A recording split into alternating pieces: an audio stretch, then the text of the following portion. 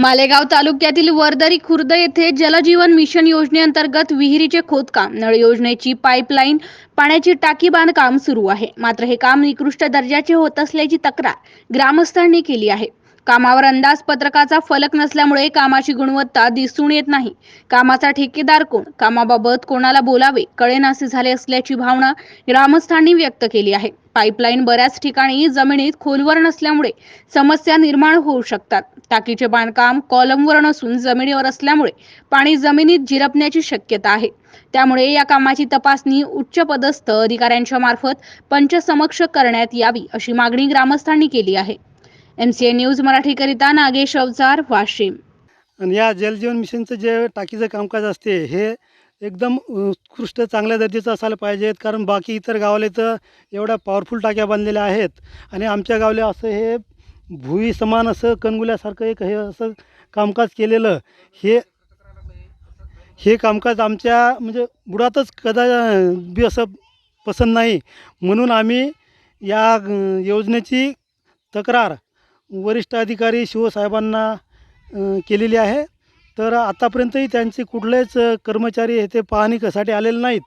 आज रोजी ठेकेदार 2-2 दिवसात येऊन पाहतात. आम्ही इथं नसलो की नंतर ते चोरासारखे कामकाज करून चालले जातात. तर आज आम्ही आलो तर ते कामकाज चालू होतं त्यांना आम्ही सांगितलं की वरिष्ठ अधिकारी जोपर्यंत येत नाहीत तोपर्यंत तुम्ही कामकाज करू नका.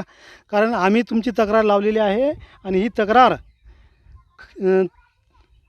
आमची म्हणजे सत्य आहे की असत्य आहे हे जर तुम्ही सांदासांदो केली तर आम्ही त्याच्यात दोषी ठरू.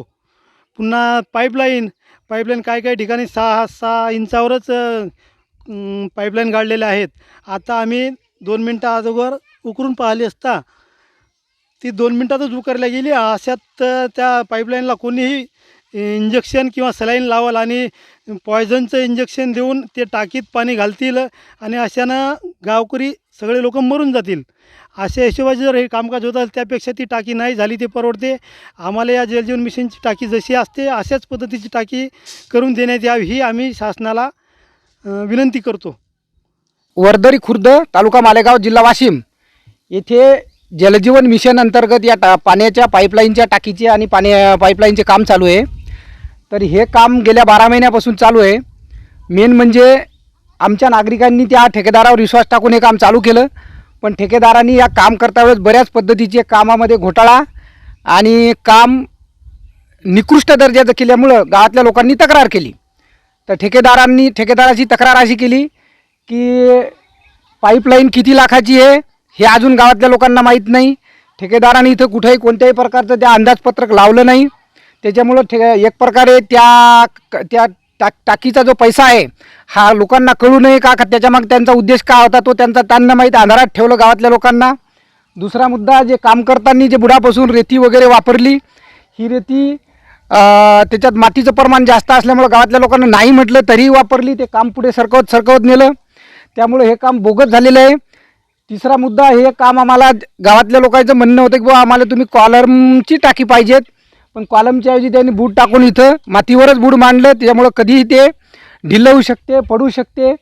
भविष्यात ही एवढी मोठी पाईपलाईन आमच्या गावाला पुन्हा भेटणार नाही. कारण 150 वर्षी इंग्रजाच्या राज्यात राहिलो आणि आता लोकशाही राज्यात राहून बिन बाबासाहेबाच्या घटनेनुसार इतकं सगळं भेटून जर बोगस काम भेटत असेल तर मग काय फायदा आहे आमचा.